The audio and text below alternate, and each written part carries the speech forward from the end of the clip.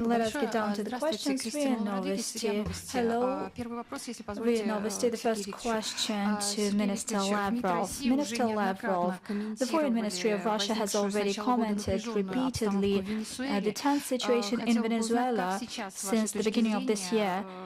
In your view, what is the current state of affairs in this country? Thank you. Our position remains unchanged. It is principled, it is building upon the principles for the respect for territorial integrity and sovereignty of all states, whose governments naturally represent the interests of the whole population. Venezuela has been just the case, and our principled assessments of the illegal operation carried out by the United States remain in force, and they are shared by the overwhelming majority of states of the global majority, the countries of the global south and the global east. Only Western Europeans and other allies of Washington try to shamefully avoid the principled assessments, although everybody understands that we're talking about flagrant violation of the international law, and overall other actions that we see in the international arena testify to an attempt, or rather the policy of our American colleagues, to destroy the whole system that has been established for many years with their direct involvement. I'm not just talking about the UN agencies and entities, but also the principles of model of globalization that was introduced by the United States itself. They made reference to such mottos as a free market, fair play, the inviolability of property, and many other things. And actually, it has now starting to being dismantled. We are seeing the fragmentation of the global economy. When it comes to Venezuela, we enjoy a long history of good and strategic relations. We are committed to the arrangements that were reached, and naturally, it is with great interest, concern, and affinity that we see and witness how the Venezuelan leadership champion their rights and independence. At the same time, they are flexible and they express their readiness for a dialogue with the United States. Delcy Rodriguez, acting president, has repeatedly made statements on that, bearing in mind that such a dialogue should have the form and the content that is based on the principles of equality, mutual respect, and abandoning the unilateral means of diktat in politics, or let alone coercive measures, illegal measures. I cannot make any forecast, but as of now, we see that the Venezuelan leadership has been championing its national priorities, and it's been championing its national sovereignty and the need to participate in international relations as an equal, sovereign, independent state. I do hope that all those who are interested in having relations with Venezuela, including the United States, would reciprocate and would respect these principles as well. I believe that these principles should be universal. Next question. Sputnik Africa, Your Excellency, I have a question for you, please.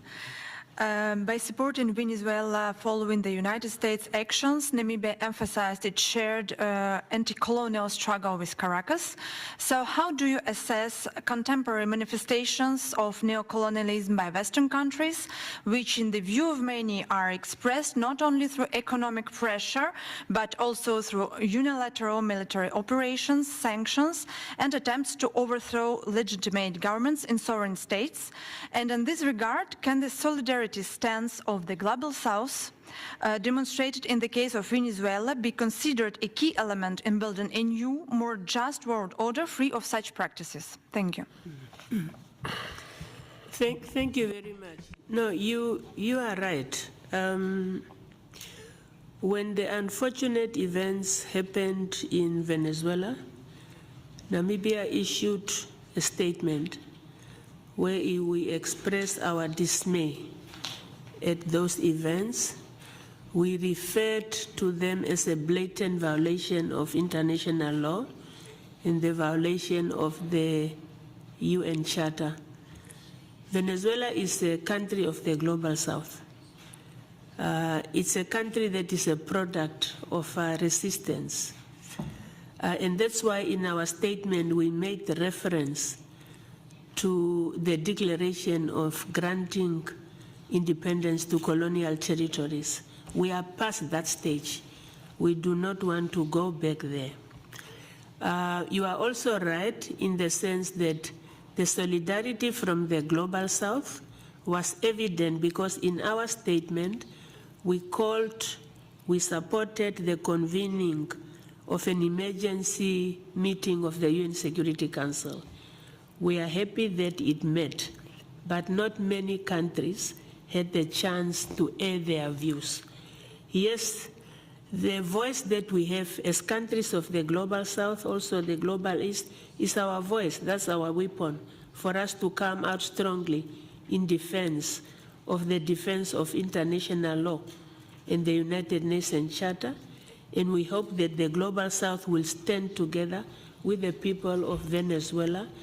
According to our Constitution, our foreign policy stands on peaceful solution of disputes, and that is what we are going to continue to emphasize. Thank you.